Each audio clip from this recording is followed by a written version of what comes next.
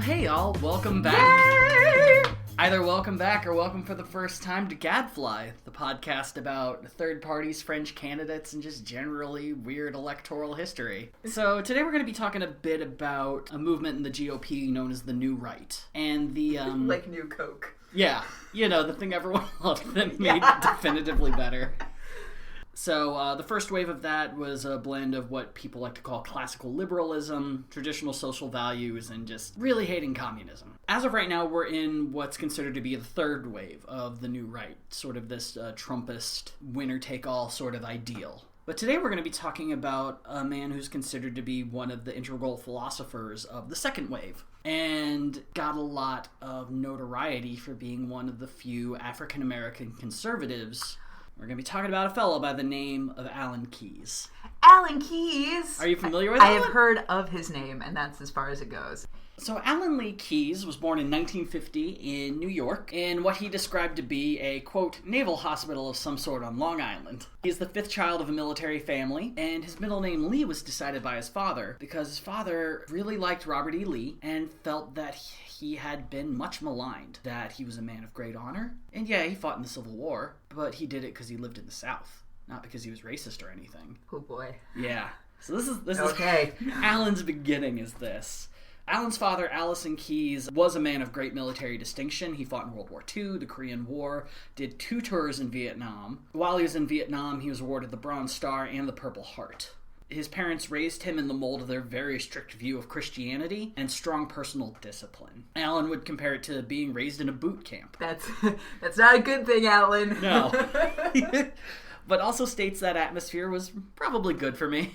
Being a military family, the Keyes moved around a ton, which is probably why when Alan was asked where he was born, he kind of gave a vague who cares sort of answer. The family lived in New Jersey, Georgia, Texas, Missouri, and did a stint in Italy for a while as well. When asked if there was a particular place that he lived in that he remembered the most fondly, Keyes said, not really. I was probably more aware of things in a lot of senses, self-consciously aware of them when I was in high school. I get it, you move around a lot, you're not really... You know, I moved around a lot when I was a kid, and you don't hold a lot of that small town love that I think a lot of people get when they live a place for a long time. Right, and everyone kind of comes into their own in high school. Exactly. And just, navel gazes a shit ton. So. Yeah. So when Keyes was in high school, his family settled down in San Antonio, Texas. He attended Robert G. Cole Jr. Senior High School. Okay, that's a lot. Yeah. That's a lot for a name. I know. Squeeze them all together. We don't have room for separates. 7th graders and 12th graders. What could go wrong?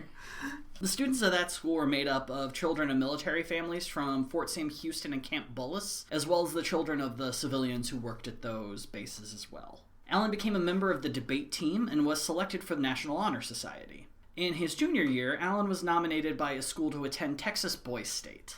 Are you familiar with what Boys State is? I've never heard of Boys State before. Oh man! All right, so this is I'm gonna throw so much of my own personal history in this one. Oh yes! So Boys State is this program that's run by the American Legion, and each year they select 2 juniors from various high schools across the various states, and you go to a college, you live there for a week with minimal supervision, and you create a fake state government. What could go wrong? What could possibly go wrong? So I got selected to go to Buckeye Boys State in Ohio, and it was both a really unique experience that I'm glad I had, and I also just remember having such a miserable time when I was there. Oh. I was taking it very seriously from the jump, but there were also guys who showed up with fake beige leather briefcases and were they were going to be not just president, they were going to be a congressman, and then a senator, and then president. They had their life planned out. And I was just like, I'll just do this. I ran for governor. I came in 8th in the primary. I ended up being like a county assistant district attorney. Oh. It was a weird time. This is so great. Yeah, it's a really fun play pretend. And everyone else in my dorm took it the right way. We're all a bunch of 15-year-olds on our own. Let's just go hog fucking wild. And it was a miserable experience for me because before the age of 16, I was just a real boner to be around. Oh, you and me both, Dusty. Oh. So, like, as my own tangent, was there ever, like, a girls' camp for this as well? Yes, there is a girls' state, and it's run by the American Legion Auxiliary. They are held at different times, and usually at different locations, because, I mean, it's supervised by veterans, and they've already given so much. I don't think they need to deal with both male and female teenagers in the same school at the same time with no supervision. Fair enough, but I will argue that by having all boys created governmental system, it's like, and then you wonder how ISIS comes to be. Like, listen, I'm just saying. Yeah. Yeah. God forbid you have any kind of female influence. That's a really good point. I shouldn't be shocked that I didn't think of that. Stupid 90s male brain. Go listen to Nirvana. Yeah, God. I'm gonna go listen to Trapped. I don't need this. So Alan was asked to attend Boys State, and he did really well. So well that he was one of the 2 to be invited to go to Boys Nation. Boys Nation? Yeah.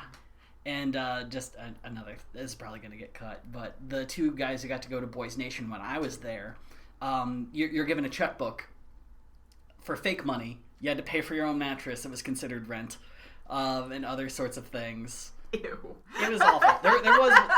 There was one guy who was in my dorm who just completely bucked the system. He did not give a fuck. And he was just constantly in court every single day. They were like, we're gonna throw you in jail. And he's like, jail isn't real here. Yeah. It's literally a room where these guys hang out. Fine, sue me. What are you gonna do? I've seen The Matrix. I know this is all bullshit. Yeah, what are you gonna do? Take my mattress? I took the red pill. But looking back, I love that dude so much more than I did in the moment, because I was like, take this seriously, and now it's like, I should have been you. But you had to run a positive balance in your checkbook. If you had a negative balance, you were immediately disqualified from Boys State. And the governor, lieutenant governor, and almost every senator at Boys State were running a negative balance because they all got sued at some point or another. To pay for the lawyers. It was anarchy. Once people discovered, like, I could pass the bar and just sue people.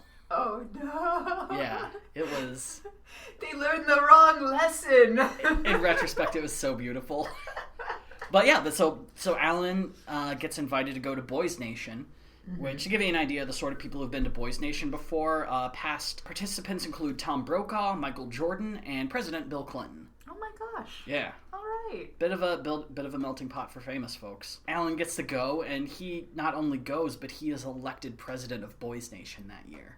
He also competes in an oratory contest there, which he ends up winning. And it was there that Alan received the very specific sort of acclaim that would irritate him throughout his entire career. He's just so well-spoken. Oh, no. In 1999, Alan would state, I think it is a mistake to believe that there is some special skill in public speaking. And there's a lot of talk about it these days, as if it's a skill that is separate from ability. And it is not. I have to confess that I find it kind of insulting that folks will listen to what I have to say and say, oh, that was a good speech, instead of understanding that there is no good speech apart from the thought that goes into it and expressed by it. There is no trick involved that can turn something that has no substance into a good speech. The notion that somehow or another I give good speeches and then one does not show respect for the intelligence of the substance is, I think, something that is more than subtly racist. Yeah. He's not wrong. Yeah. So, after graduating high school, Alan's wicked intelligence would send him to Cornell University. In his first year, he joined the Cornell University Glee Club and became a member of the Hangovers, which is an a cappella subset that focuses on current arrangements of pop hits. So, a cappella? Yeah, a cappella, but very specific. Okay. Like, we're not doing your dad's a cappella. Also, while he was there, Keyes was described as having a pretty solid skill in opera and a voice that was described as a beautiful tenor. Ooh. He considered making opera a full-time career choice, but he had recognized that his skill was good but not great. And if that's your skill level in opera, you're pretty much going to be living a life of constant struggle. Yeah, no. I think even when your voice is great, you're going to be living a life of constant struggle. Oh, absolutely. As an opera singer. Yeah. Absolutely. At Cornell, he would meet his first mentor, a professor by the name of Alan Bloom. So Bloom's considered to be a conservative philosopher, But anytime that anyone would place that label on him, he would vehemently deny it. He's a guy who has a great affinity for classic works and fought to keep the works of Plato as the forefront of educational importance. He thoroughly believed that you have to have an understanding of the classics to have any ability to be a decent student. So Alan was having a really good freshman year. He had a solid community of friends, a respected mentor. He even had a like-minded girlfriend as well. Oh, It was pretty much all that you would want big for your man freshman on year. campus. Exactly, yeah. Oh. But I think we all know that your freshman year is seldom free of tribulation. You're also 18. Exactly, yeah. A perfect life is so easy to attain when you're 18 and It's suddenly amazing. free.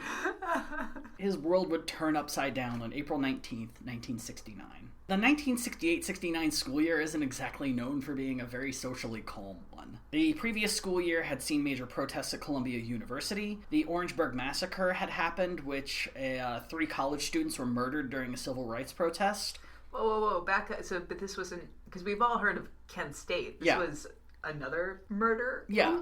Who murdered whom? White supremacists murdered 3 students during a civil rights protest. Holy shit, how have I... Okay, alright, Yeah. just, we'll put a pin in that. Yeah. I'm shook. Okay. Yeah, and the assassination of Martin Luther King Jr. had happened the year prior as well. Protests for equal civil rights and against the Vietnam War were spreading across college campuses, and Cornell was no exception. During Allen's freshman year, 250 African-American students made up the college population of Cornell, which was about 1.7% of the student population. These students found that professors had a habit of ignoring black narrative in America, such as not mentioning slavery's role in America's economy, Come on. or any real mention of the African diaspora in history. So instead of sitting back, black students got together and formed the Afro-American Society to directly protest the non-inclusion of their history and to stand up against the university judicial system, which seemed to have a strong bias against black students who chose to protest. The unique situation that the AAS found themselves in was that Cornell was led by a man by the name of James Perkins. Perkins had created one of the very first programs in the nation that was actually designed to create diversity in American universities. He had recognized that Cornell mostly had students of privilege, people who had a lot of advantage to get there to begin with, and he did everything that he could, or everything that he felt that he could, to diversify the student population. It's beautiful. I mean, Cornell's it gets dinged for this, but it is the public ivy. It really is. It's poor Cornell. I know. It's a beautiful campus. It really is. Ithaca is a lovely place. It's gorgeous. The 3 days it has sun. Yeah. So whenever the AAS protested, Perkins listened. As for the faculty, they were a lot less enthused. Some were overwhelmingly against the disruptive way the Afro-American Society would protest. The AAS members would walk across lunch tables during dinner, interrupt classes that they felt were ignoring the history of black people, and they would tip over vending machines. Professors would clamor for students to be punished, if not expelled for their actions, but Perkins refused at every turn. Economics professor Thomas Sowell, who was considered to be one of the predominant economists at the time, would eventually state that the members of the AAS were, quote, hoodlums who terrorized other black students, and that they were only there to increase minority student enrollment by admitting students who would not meet the exceeding academic standards at Cornell. God. By April 1969, the AAS had achieved one of the larger goals, gaining $240,000 to create the Afro-American Studies Center. Yay. However, 8 days after this victory, the AAS and the campus at large would be thrown into the national spotlight. On April 18th at 3 a.m, a burning cross was reported outside of the Wari House, a co-op home for black female students. This became the tipping point for the AAS, and that morning members entered the Willard Straight Hall and took it over. So the Willard Straight Hall was kind of the main hall of the campus. It's where the registrar would be and all the business you'd have to do as a student. The AAS forced out all non-members from the building and stated they would only leave once 3 demands were met. Convictions against black students for previous protests would be nullified. The university would reconsider a low-income housing project, and a full investigation to the cross-burning incident at Wari House would be conducted. Yeah. So, honestly, pretty simple shit. Yeah. An hour later, white student members of Students for a Democratic Society joined the protest from the outside of the hall. They formed a ring around the hall, locked arm in arm, to try to keep people from going in. An hour after that, 25 white frat boys from Delta Epsilon decided to break into Straight Hall through a window to directly confront the AAS. Come on. They claimed they just wanted to talk. Can we just pause for a second that it's a frat group going into Straight Hall? Like the politics, like it's just, it's all there. Yeah, this symbolism needs a second draft. So they on the nose. Anyway, continue. Yeah. Yeah, so they went in claiming they just wanted to talk things over. But seeing as how Cornell Greek Society had a habit of being really awful towards black students, this is probably not very true, and something they claimed only after they got caught. Or it's just like, yeah, they wanted to talk. Yeah. Just them. Yeah. They will do the talking. Unsurprisingly, a scuffle broke out inside the hall, and the Delta Epsilon frat boys were summarily ejected. This frat boy invasion led to members of the AAS to begin to worry for their own safety, and that night, 12.5 rifles and shotguns were snuck into the hull to protect the AAS. Oh, damn! It was a tense and uniquely 60s moment in American history, and Alan Bloom did not fucking like this. Bloom's view of the classics as the guidepost of Western thought didn't really have much room for what the AAS was protesting, and let alone wasn't very critical of the sins of the past via the knowledge of the present. Simply put, the black experience just didn't exist in the world of the Greeks, so why would it change the way Bloom and Cornell as a whole operates? So Bloom went and did what I'm sure he considered to be a really cerebral and badass form of protest, but it's one of the most goobery things I've ever heard in my fucking life. He got his acolyte students together, and he had them hand out excerpts from Plato's Republic to the protesters. For those listening at home, I'm making the wanking motion. I'm a classics major. Yeah. I should say that now. I've never wanted to swirly a fact, but here we are. It's like, he just opened up his oldest bottle of wine after having that thought, farted into the glass, and just really had a time. I half expected that was going to end with him bringing his acolyte students and doing a reading of certain passages of the Iliad. Like, that's the only thing that could make this more wankable. Oh my god. He'd have a student dress up in the Cornell colors and then have them drink hemlock. Just... Quick, recite the ships! It's the most boring part of the Iliad. They'll be asleep fast. Oh my god. And then we'll take it over. Among the students of Bloom that were really mad at what the AAS was doing was freshman Alan Keyes. There aren't really any details as to what Keyes said or how he spoke out against the AAS, but whatever he said, it was more than enough to piss them off. The takeover itself would end the next day. The university acquiesced to the AAS demands. Yay! And also asked for the AAS to aid in creating a new judicial system on campus. All right! Yeah. Bloom would end up buying Keyes and his girlfriend a red-eye train ticket to Montreal the second the standoff ended, because Alan Keyes was so afraid of his own life at that moment. Bloom would leave Cornell at the end of the year and transfer to Harvard, and during that time he also ensured that Alan Keyes would be able to transfer to Harvard with him. Keyes' conservative nature would end up flourishing at Harvard. Free of worry, he could be as right-wing as his heart desired. He noted in 1970 that when his fellow students were protesting Nixon's bombing of Cambodia, a war crime. A war crime. Keyes would say, God, it's about time. If they were serious, they would have done this a long time ago. Nope. Yeah.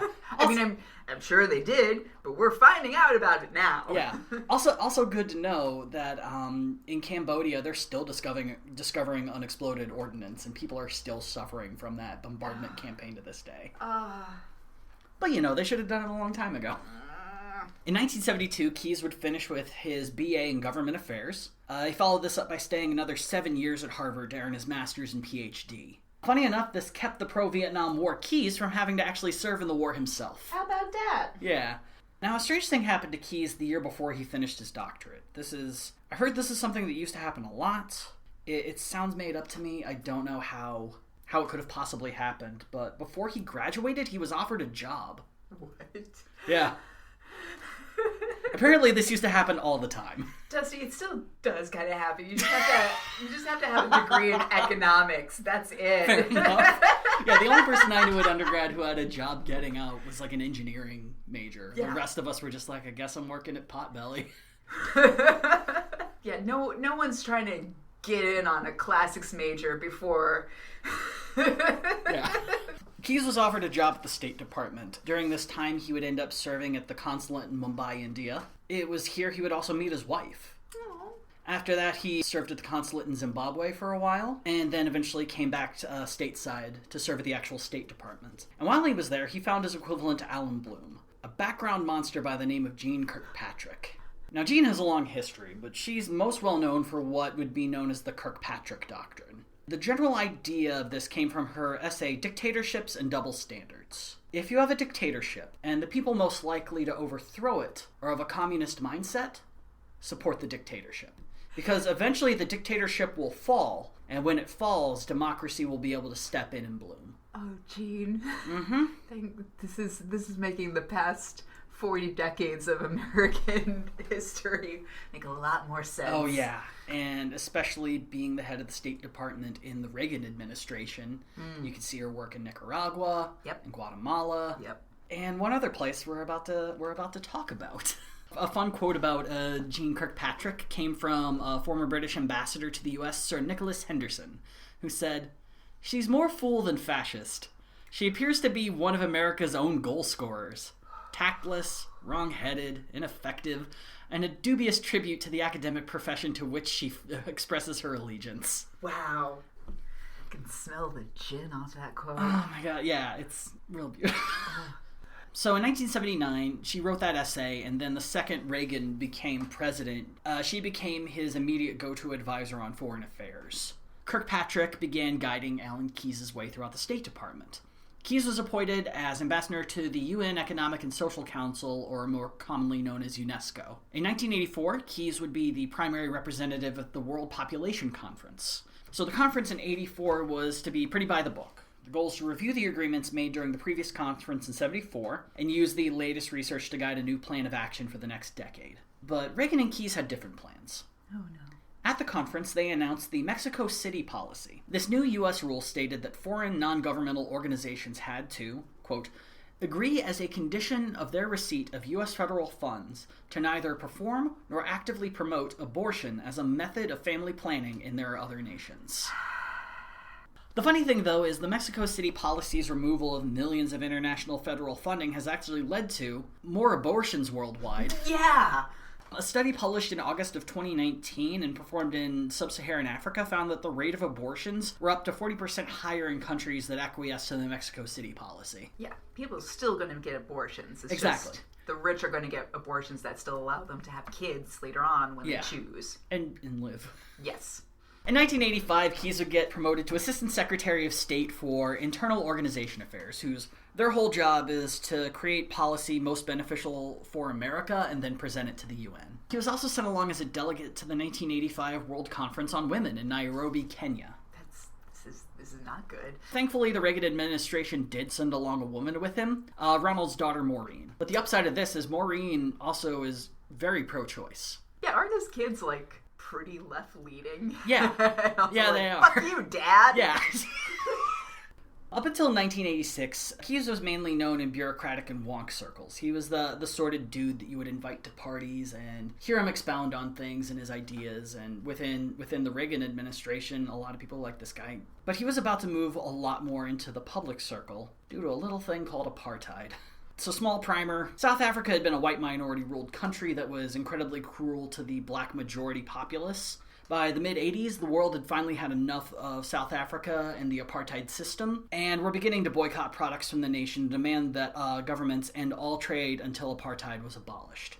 Supporting this boycott to end apartheid would seem kind of like a layup of political issues. But the Kirkpatrick Doctrine stated that this was going to be a bad idea. The big worry was that Nelson Mandela, the head of the rival political party to the white-run government, was a communist. And during his youth, there is evidence that he did take part in various Marxist and communist groups, but he'd been in prison for quite some time.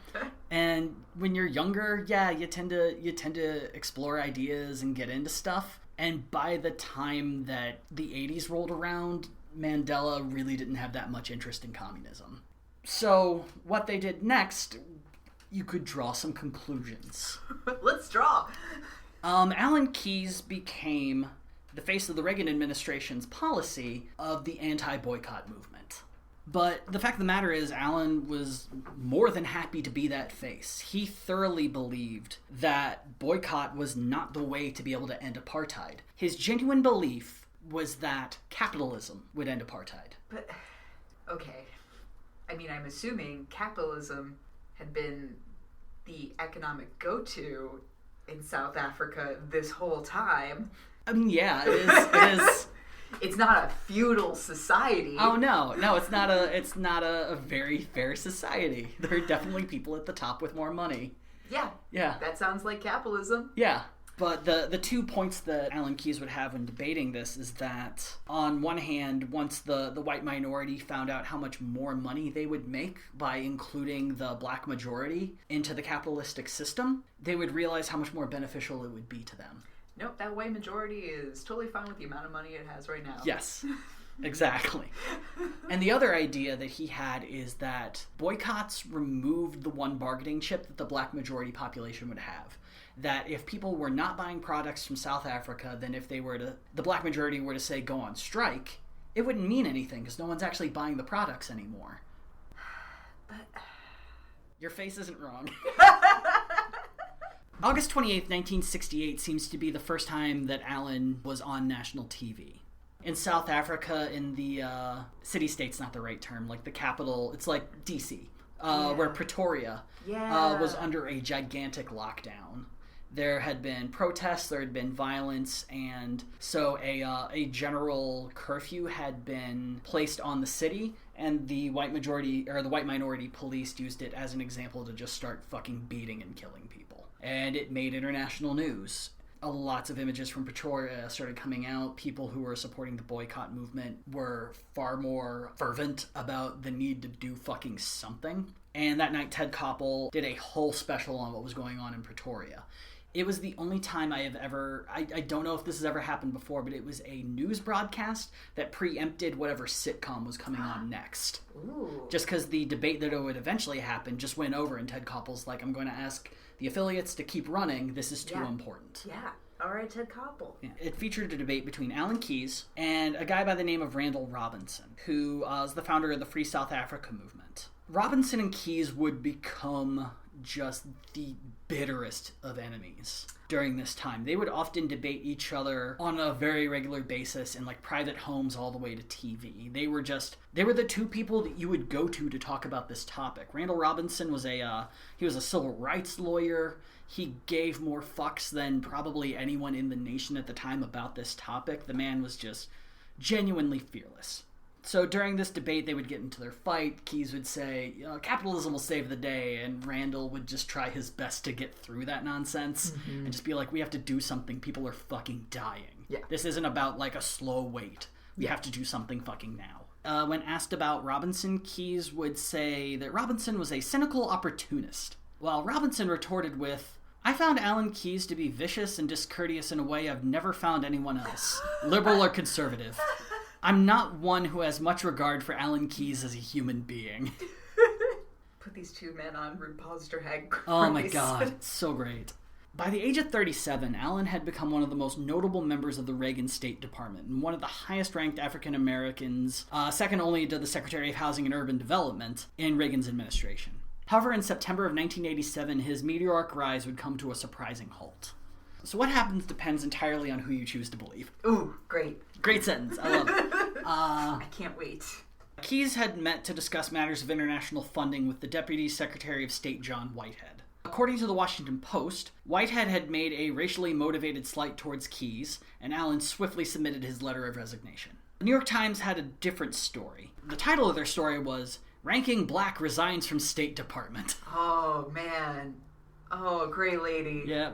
Keyes stated to the Times that the racial implications had been overblown, and pointed more to his dissatisfaction with Whitehead for speaking directly past Keyes to his subordinates about topics Keyes was more suited to answer.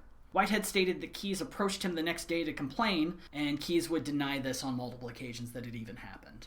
Either way, it ended with Keyes leaving the State Department. But lucky for him, he already had a new job lined up, and he joined the American Enterprise Institute, a conservative-based think tank. While this would seem like the perfect fit for a wonk like Keyes, he wasn't long for there, because Allen was about to embark on his first ever political campaign. Alan's about to hop into the real deal politics, the contact sport part. Yes, I'm always lulled into this like delightful journey down history and memory lane, and then suddenly I'm brought back to reality with the fact that he's going to make, whoever we're talking about is going to make an incredibly poor financial decision.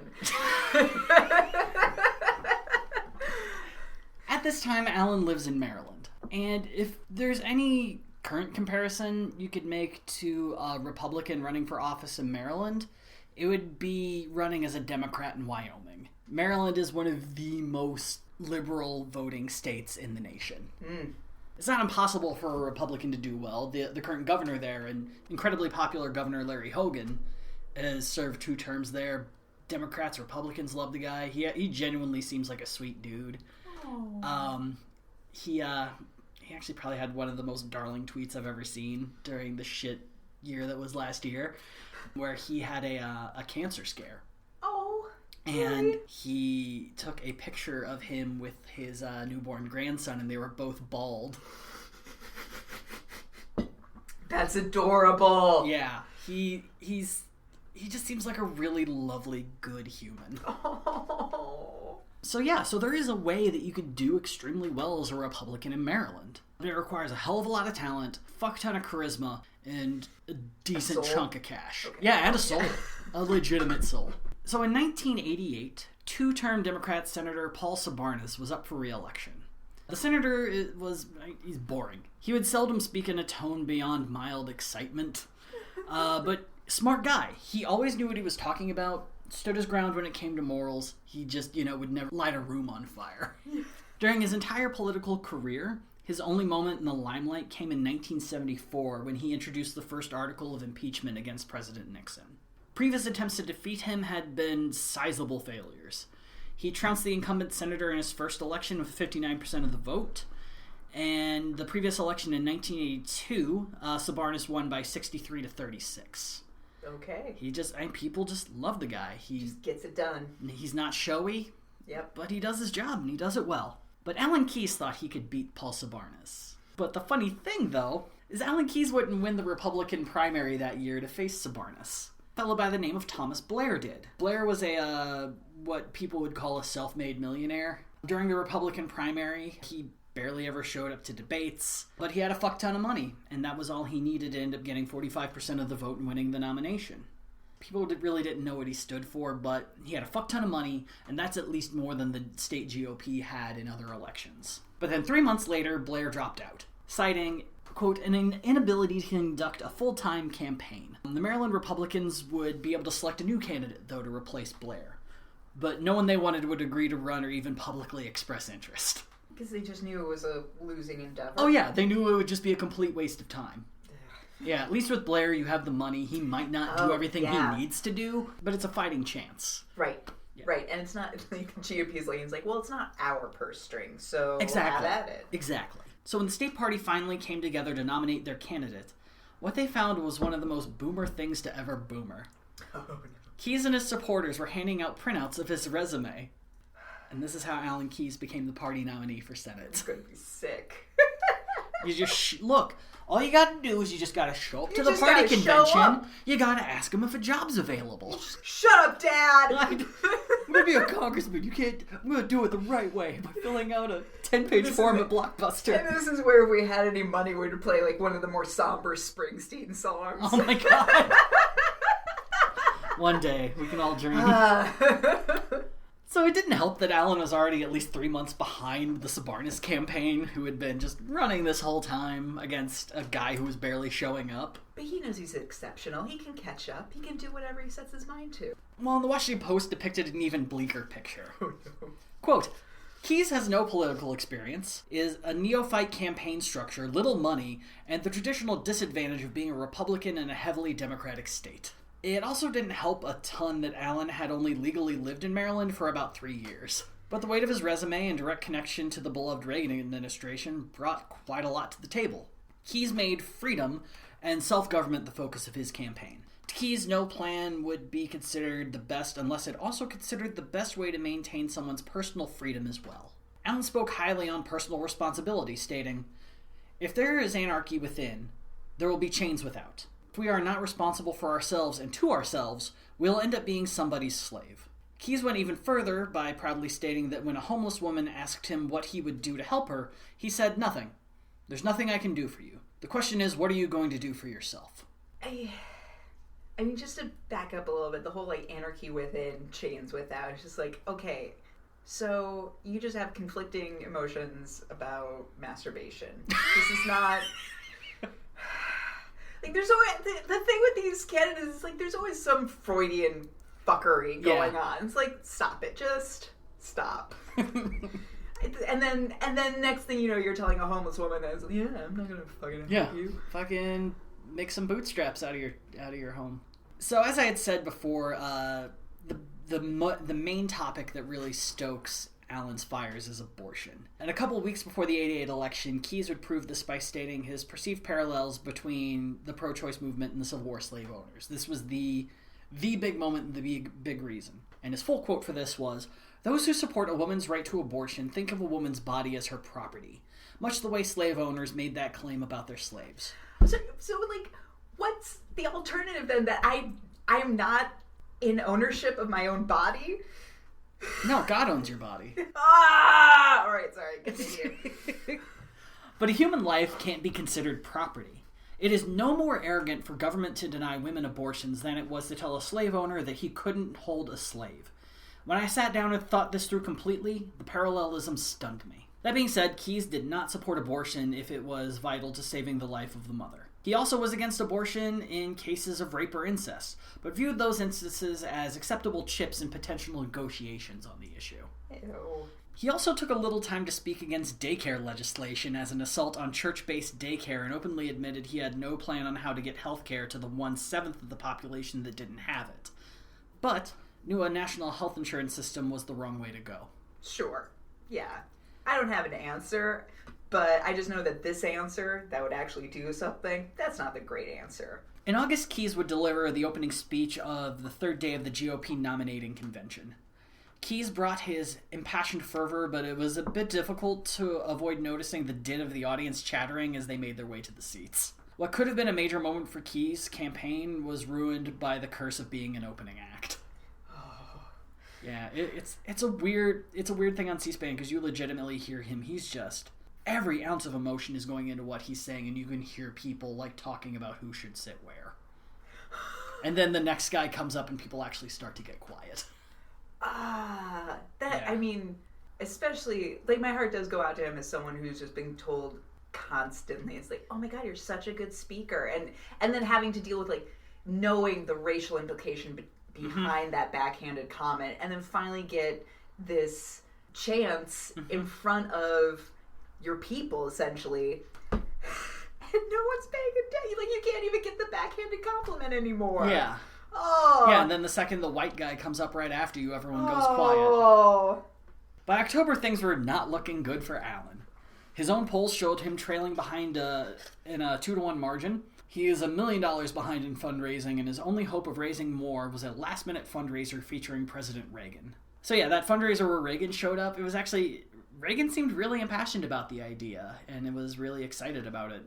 A lot of his own people were telling him, don't do this, it's a waste of your time. And he's like, no, I want to help Allen Keyes. My astrologist told me so.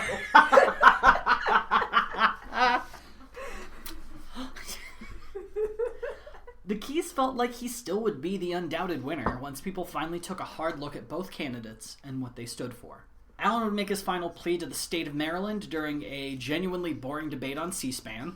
The energetic tone that Allen usually had was actually kind of gone. Watching his early debates are kind of odd just because his plain speeches are just full of so much charisma and energy, and then when he's debating on his feet, it's much more calm and nuanced and thoughtful. Who he is doesn't really come through that well, at least until after a bit more practice. And that's when he's like kind of ad-libbing too. That's when he's exactly. Oh, interesting. You'd think it was the other way around. Yeah.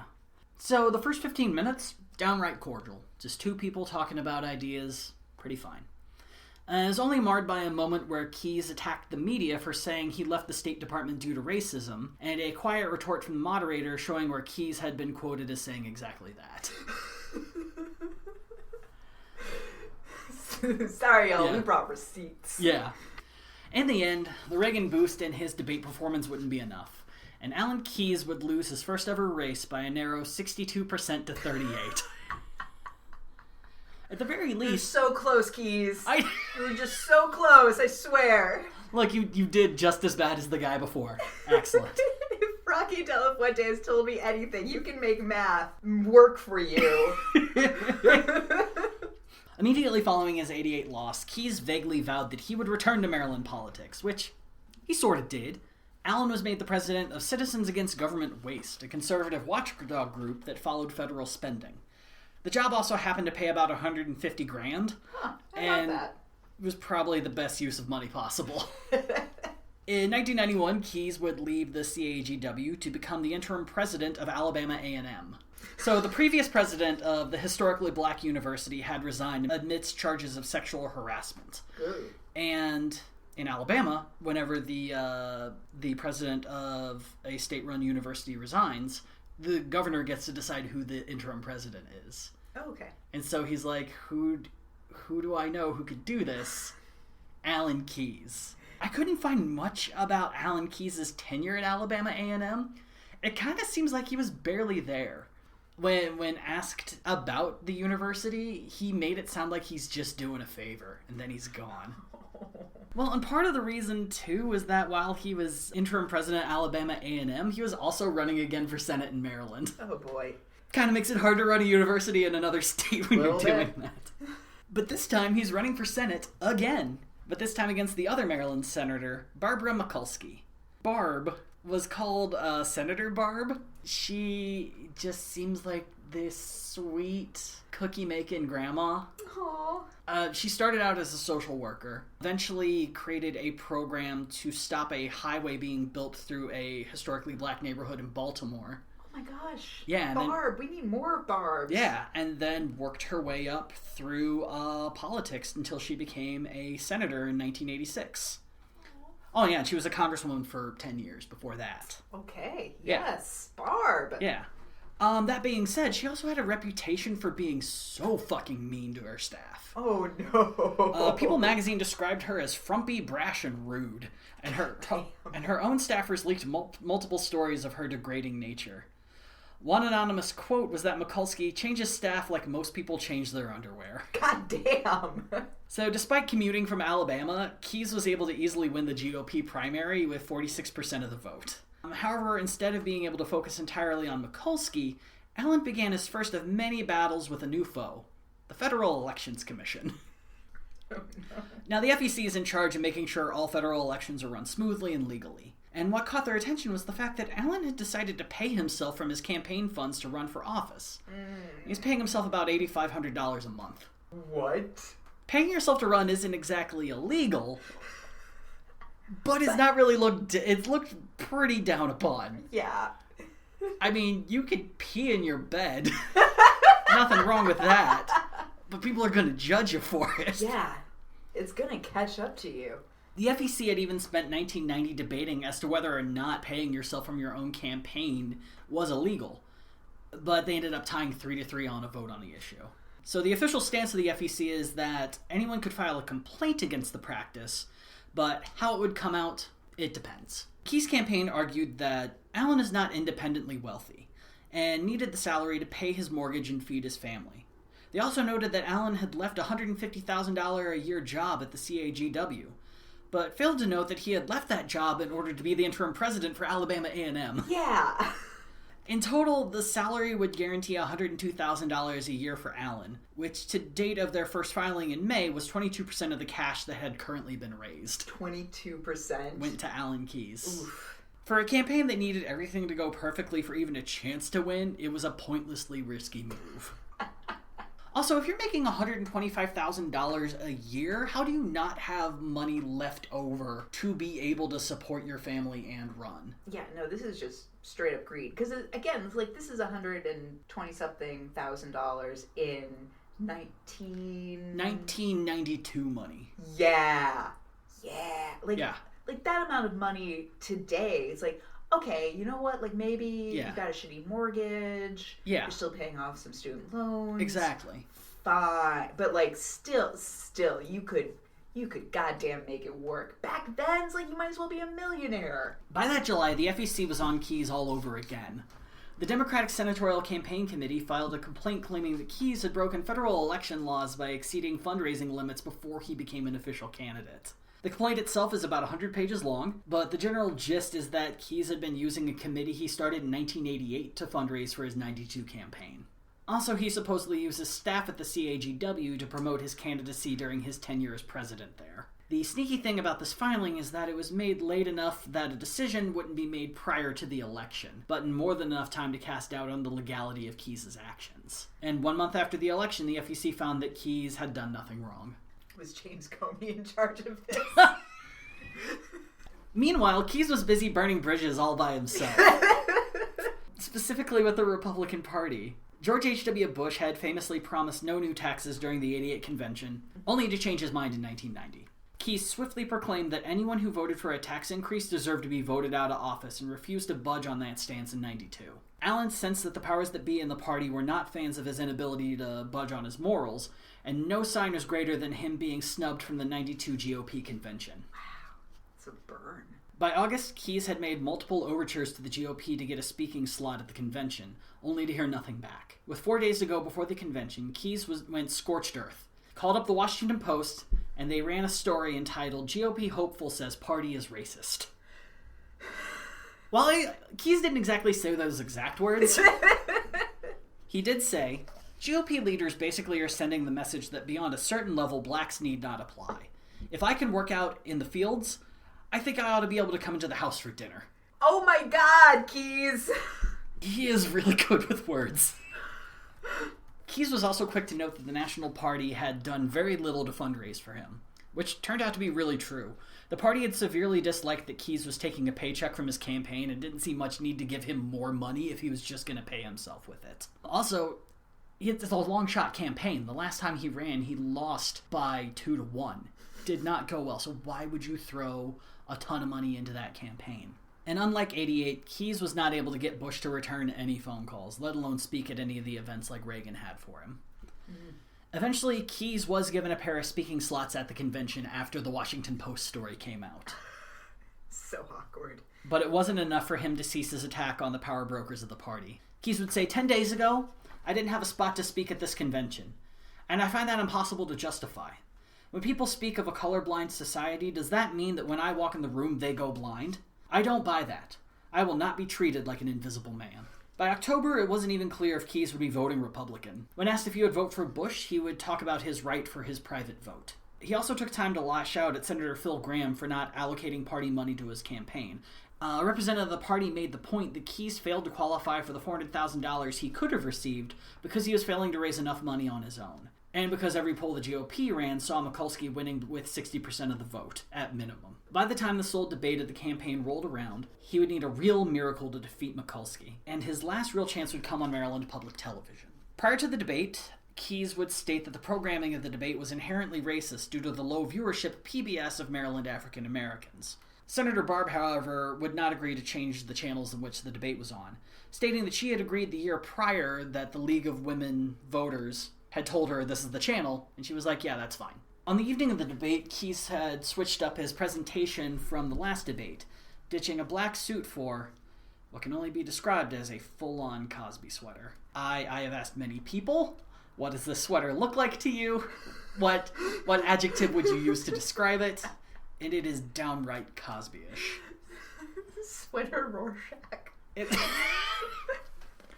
So instead of portraying himself as a devout policy wonk, he began his opening statement as a more passionate crusader for conservative change. If he was going against Paul Sabarnis again, this may have been a solid practical choice. But Senator Barb saw Keyes' casual passion and parried with one of her more, oh shucks, toned speeches. Barb Mikulski opened with a speech in which she, honest to God, said, "Ah, gee, I sure would like to be your senator again." You could smell the cookies baking in the background. Ooh. It's just, I can't describe it. It has to be heard. Good evening, everybody. I'd like to thank the League of Women Voters for being the independent sponsor of this statewide TV appearance and this debate. I'd like to thank the Maryland Public Television station for broadcasting this. And gee, I really look forward to being here with you this evening to ask you once again for us to renew our contract. I'd sure like to go back to Washington to continue to represent you. You know me. I'm a fighter. And I like working for you and fighting for you in Washington. And after that, it's just class. policy. But yeah, she's... Cut and print. Yeah, she... God damn. She knew what she was doing, and she did it well. So if Alan's plan was to try and out casual Barb... Nope. No. No. No, that tactic's dead now. And yeah, about the only choice that Alan had after that was to just scorch that earth again. Which he fucking did. The first sparks began to fly while the two were debating welfare reform, where Mikulski advocated for good guy bonuses to employers that allowed people joining the workforce to stay on their welfare programs for a year and a half. Keyes took a different tact and called welfare in its current form a, quote, dead-end street plantation. Is he not aware of, like, the decimation of the inner city by this point? I don't think he grew up there. Nope. He stated that the real way to reform welfare was to install requirements for at least one able-bodied person in a household to be employed and for there to be required drug testing of recipients. I just... Like, all of this is now what we're dealing with when it comes... Like, all of... I'm speechless because it's just like that ended up happening and now is happening even more. Oh, yeah. And you know, you need government services the most when you're employed. Or at least, it's... Keyes went into a full-throated passion when the topic of abortion was raised by then local reporter April Ryan. Oh my god. It was wonderful. I lost my shit. She was like, April Ryan, you... Oh my god! Once again, Keyes made his parallels to slavery and stated that a mass of cells aren't human as being a straw man argument. He backed this up by saying, prove to me that you're a human being. Do you say you're a human being because you're intelligent? Well, does that mean the next more intelligent person who walks into the room is going to be more human than you? Are you a human being because you can live outside the womb? Dogs and cats live outside the womb. Does that make them human beings? Throughout the debate, Keyes made a point to state that Mikulski was good at talking the talk, but in his opinion constantly did the opposite of what she promised to do. It happened so often that at the halfway point, Mikulski asked Ambassador Keyes to stop using slogans to attack her so that they could have a substantive debate. Alan replied by using a slogan to attack her record. But Alan had one final move, and the level of conviction he had when playing it really felt like he viewed this as his biggest hit of the night. Not only was Alan's last tactic a way to discredit the scandal of him paying himself out of his own campaign funds, but would be a way to shame Mikulski in the process. The year prior, Congress had given itself a pay raise.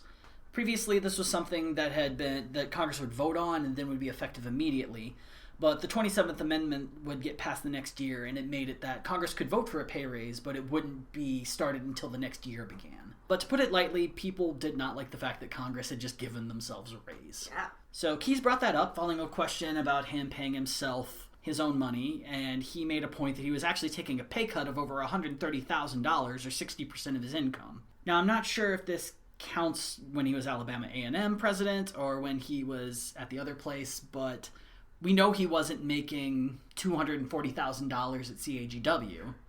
Yeah. It's really, I don't know where he was getting these numbers. But he kept pressing the fact that it is incredibly hard to run a well-funded campaign against a wealthy competitor if you yourself don't have a lot of money to run. But if people were really so mad about him taking a paycheck, then they should be just as mad at Senator Barb for giving herself a raise. And if she really did care about the people of Maryland, she would vow on state public television to refuse the pay raise. Not a bad move. If that's your one move, fucking make it. And that probably would have worked against any other senator, but not Senator Barb. You see, Mikulski had voted against the pay raise, and after stating that, she said this while looking at Alan Keyes the whole time. And guess what, Alan? I've given it back. You know the money comes, and I said, oh no, if I voted against it, I'm sure not going to keep it. I've already given it back, and I've got the check stubs to show you I've done that. Oh, damn. In that moment, Alan was crushed under a pile of receipts. Hey, y'all, you want to see a dead body? Funny enough, Barb returned back to sweet Grammy mode for her closing speech, giving another OG and just really sounding sweet and rehearsed. So 2 weeks later, Barbara Mikulski went on to win 71-29. Man. It had been one of the largest losses for a GOP candidate for Senate in Maryland. It would take 20 years for another Republican to perform worse. After the election, Keyes would return to his presidential post at the CAGW and made occasional appearances on forums hosted by the National Review and the Heritage Foundation. And now I wanted nothing more to really kind of gloss over all of these speeches that he had, but he kind of said something that I need other people to hear. I can't be the only person to know that this sentence exists. So, and this was in a speech about race hosted by the Heritage Foundation. What could go wrong? In the lead-up, host Armstrong Williams, a African-American conservative pundit and twice accused sexual assaulter, posited the question of why do people always assume Republicans are racist?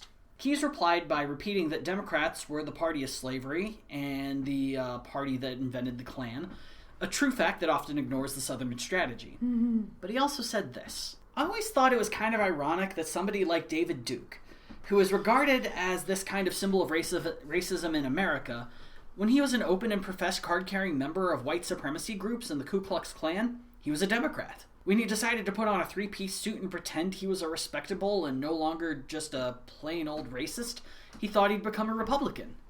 Now, it seems to me that this tells you something about the knee-jerk assumption that somehow or another that Republican label means racist. By 1994, Radio America approached Keyes with the opportunity for him to host his own syndicated radio show, and that year he premiered The Alan Keyes Show, America's Wake-Up Call. It was about 3 hours long, one of those sort of deals where he'd talk every single day. And it seemed that Keyes was ready to settle into a life of conservative advocacy and punditry. But something far greater was on the horizon. Oh no. Which we'll talk about next time. Oh no. Part 2, motherfuckers! Keys to the key name. Oh no! Son of Keys. Son of Keys! Gadfly is a production of Added Serotonin. You can find us on Twitter and Instagram at GadflyPod.